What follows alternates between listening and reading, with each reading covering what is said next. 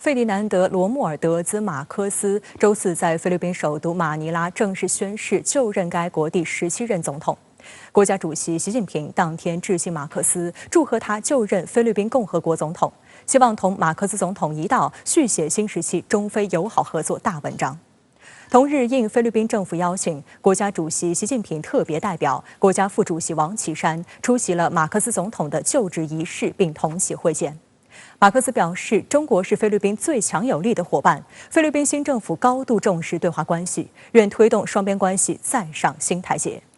国家主席习近平周四致信费迪南德·罗穆尔德兹·马克思，祝贺他就任菲律宾共和国总统。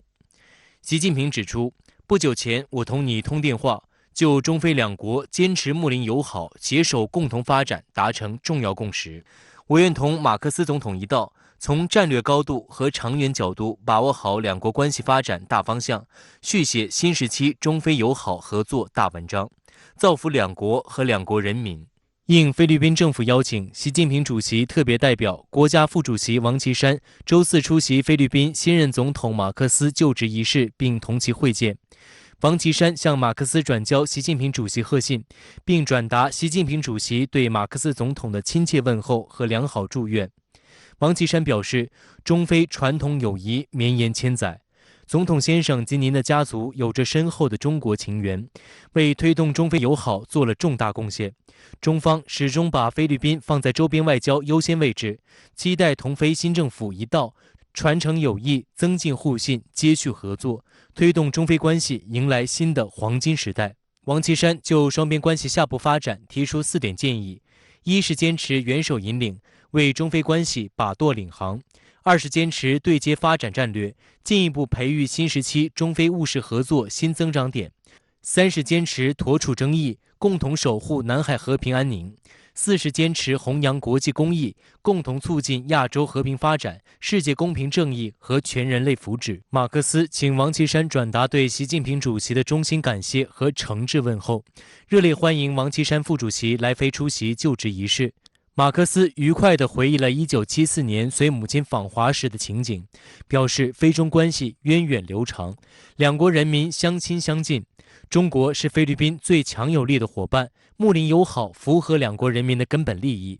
菲律宾新政府高度重视对华关系，愿更深度参与共建“一带一路”，与中方携手应对地区挑战，推动双边关系再上新台阶。周三，王岐山还分别会见了杜特尔特和他的女儿副总统莎拉。在会见杜特尔特时，王岐山首先向杜特尔特转达习近平主席的亲切问候和良好祝愿。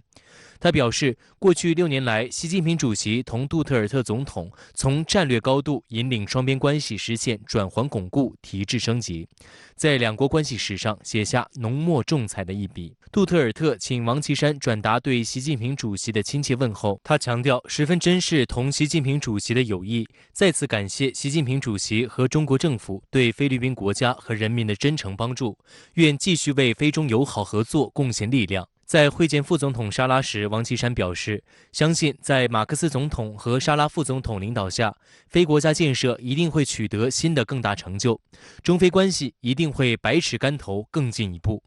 莎拉表示，中国是菲律宾的友好邻居和可靠伙伴，菲新一届政府将坚持对华睦邻友好的外交政策，期待同中方深化各领域合作，借鉴中方成功经验，助力菲经济社会发展，推动菲中关系迈向更高水平。这一次，中国政府呢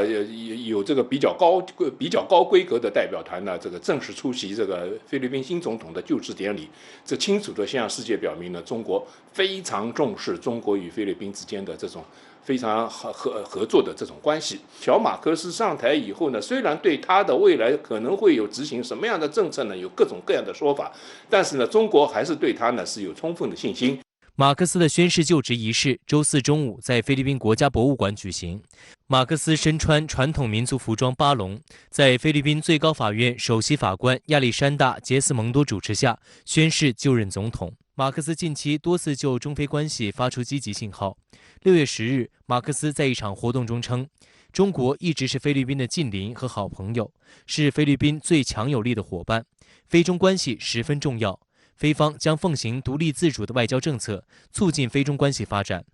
我们相信就是在他任内，中菲关系不会恶化。菲律宾要借助中国发展经济的企图心是很大的。小马可斯会让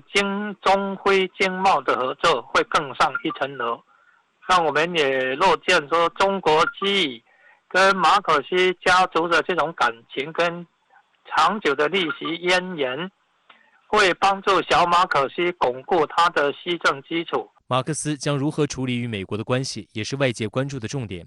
菲律宾前总统杜特尔特被认为是一位高调反美的领导人，而马克思本人及其家族与美国有着一些不愉快历史。2011年，美国的法院曾判处马克思及其母亲伊梅尔达藐视法庭罪名成立，并处以3.53亿美元的巨额罚款。但马克思的上台仍被美方视为改善美菲关系的重要窗口。在美国刚刚宣布启动的印太经济框架中，菲律宾和许多东盟国家一样成为了首发国家。马克思在竞选期间不断强调，如当选总统将奉行独立自主的外交政策。他明确表示反对美方介入南海争议，但他也是主要候选人当中唯一拒绝对恢复美菲部队访问协议表态的。值得注意的是，2021年2月，马克思公开承认非美同盟关系的特殊性和重要性，称菲必须在中美之间走一条非常微妙的路线。有观察认为，马克思对非美军事同盟合作并未完全思虑成熟，但也意识到了非美关系的可利用价值，希望通过妥善处理对美关系换取美在经济、军事等方面的更多援助，与非国内亲美势力形成合理共存，并取得在具体问题上与中国讨价还价的筹码。他既要团结菲律宾国内不同势力的集团，同时又要争取中美两国的帮助，所以相信他会在中美两国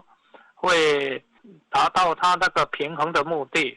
那为了菲律宾国家利益的最大化，他应该同时在中美两国下注，同时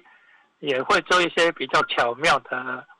处理。国家主席习近平特别代表、国家副主席王岐山赴菲律宾出席非新任总统马科斯就职仪式的时候表示，过去6年来，习近平主席同杜特尔特总统从战略高度引领双边关系实现转环巩固、提质升级，在两国关系史上写下浓墨重彩的一笔。那对此您怎么看？我认为中菲关系能够维持今天这样一种局面，的确是来之不易。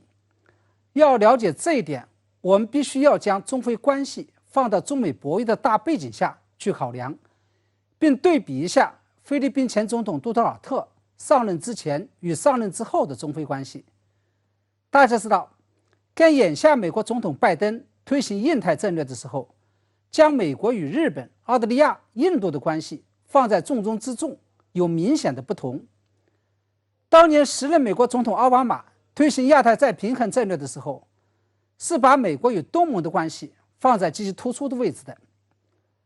为了离间中国与东盟的关系，把东盟拉到自己这一边，当时的美国又把着力点放在了中国与个别东盟国家在南海岛礁上的主权伸索争议上，而菲律宾又成为了美国着力培养的在南海问题上向中国发起挑衅的先锋。所以我们看到，无论是当时的中菲关系，还是中国与东盟关系，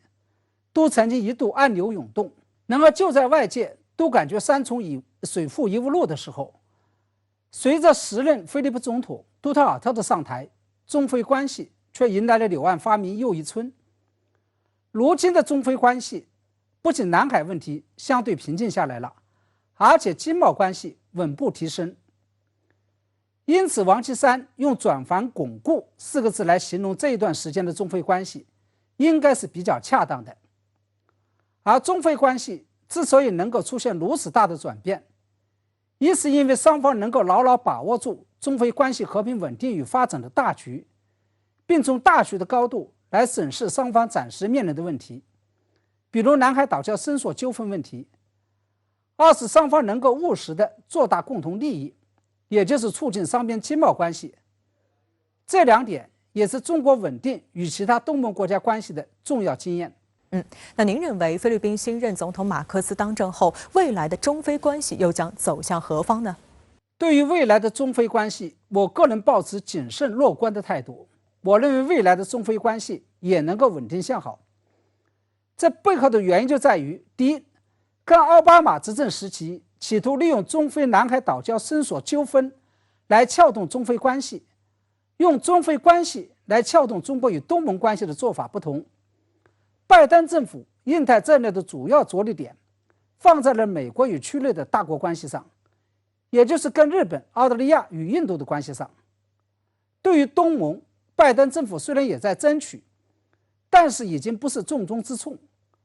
同时，拜登政府拉拢菲律宾与东盟的手段也不再是南海主权纠纷，而是要用经济杠杆，也就是印太经济框架来拉拢。第二，